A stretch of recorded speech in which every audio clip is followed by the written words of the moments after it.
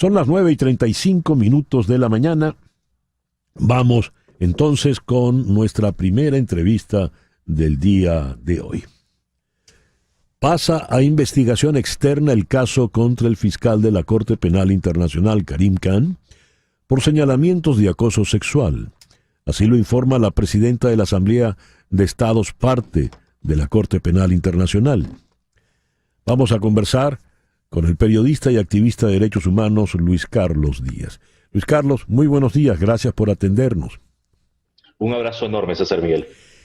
Luis Carlos, ¿qué ocurre con el fiscal Khan y cómo afecta esta investigación, el caso venezolano, las gestiones que él adelanta con relación a Venezuela?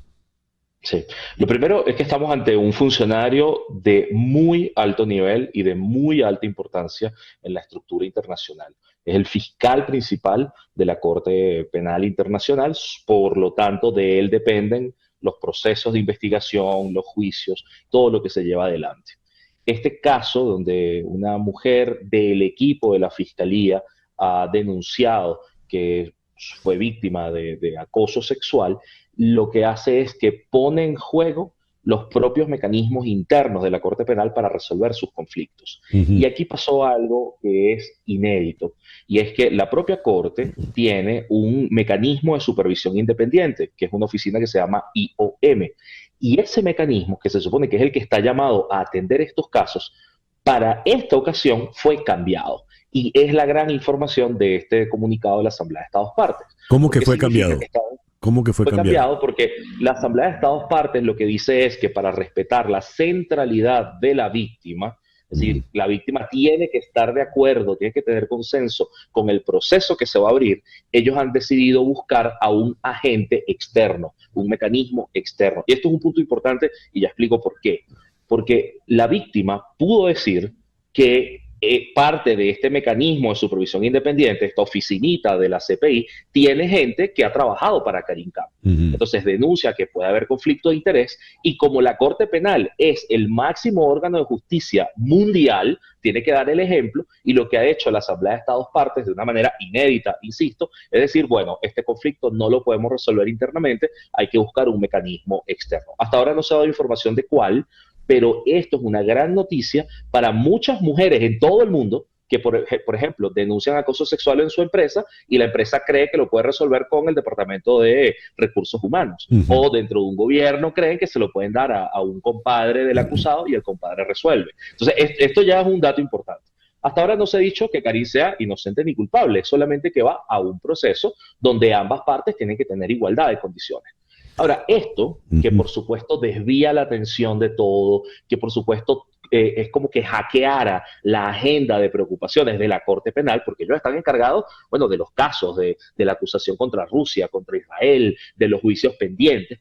Este caso, por supuesto que va a alargar o va a tropezar los trabajos que se hacen en la Corte Penal. ¿Cómo afecta esto a Venezuela? Bueno, te lo cuento.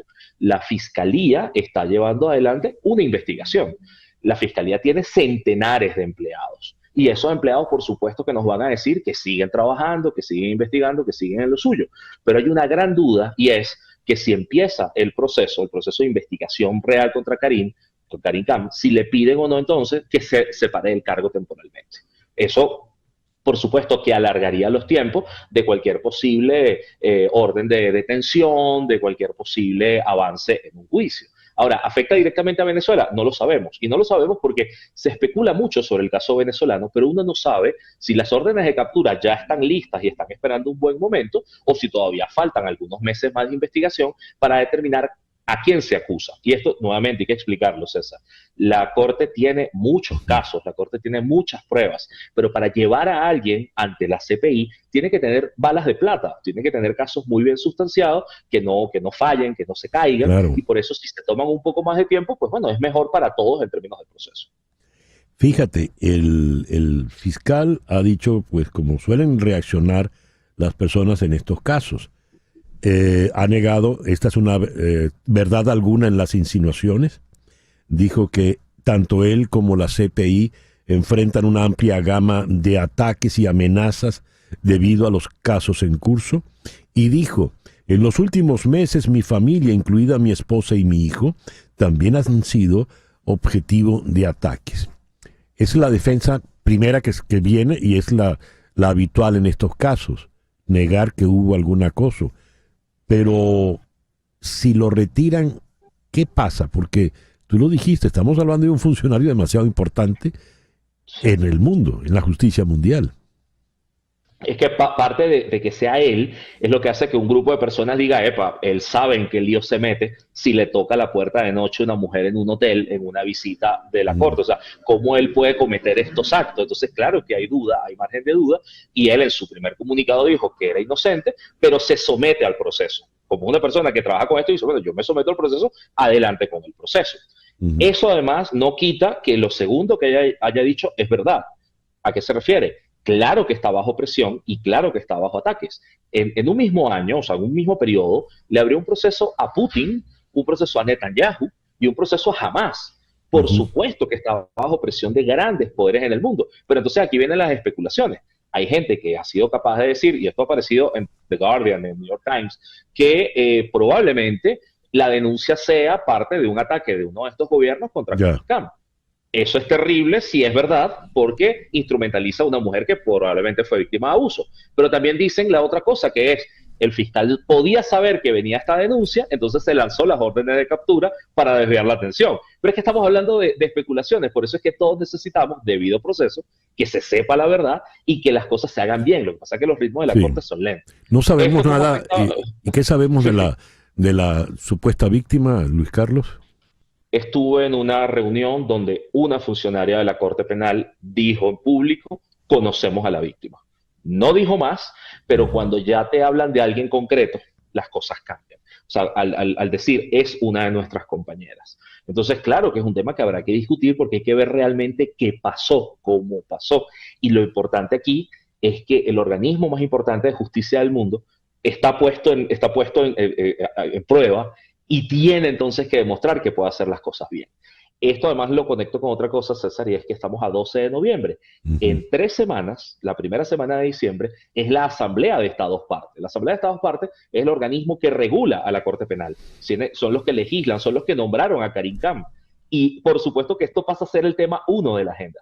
Ellos tienen que hablar de presupuestos, tienen que hablar de los casos, del desempeño, pero es que esto pasa a ser el tema 1 por completo, así que La Haya va a ser un foco de noticias, y para mí, por cierto, va a ser un placer reportarte desde allá, pero es que esto va a ser increíble porque todo el mundo está pendiente de qué va a pasar con la Corte. Es una Corte además que siempre tiene que demostrar para qué sirve, porque, bueno, está bajo la mirada de todo el mundo y es la única Corte permanente para hacer juicios penales internacionales.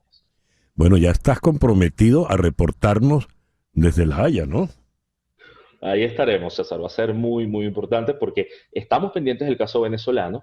Sabemos además que hay muchas presiones para que esto avance, pero también la Fiscalía es absolutamente autónoma en sus tiempos y tiene que respetar sus propios procesos. Muy bien. Luis Carlos, muchas gracias por atendernos en la mañana de hoy. Un abrazo grande, César. Qué curioso, Luis Carlos Díaz, periodista y activista en defensa de derechos humanos. Qué curioso este caso que ocurre hoy, que lo estamos reseñando hoy, 12 de noviembre del 2024, cuando se están cumpliendo 376 años del nacimiento de Sor Juana Inés de la Cruz. ¿Recuerdan que cuando leí los versos dije están más vigentes que nunca? Si lo dudan, se los vuelvo a leer.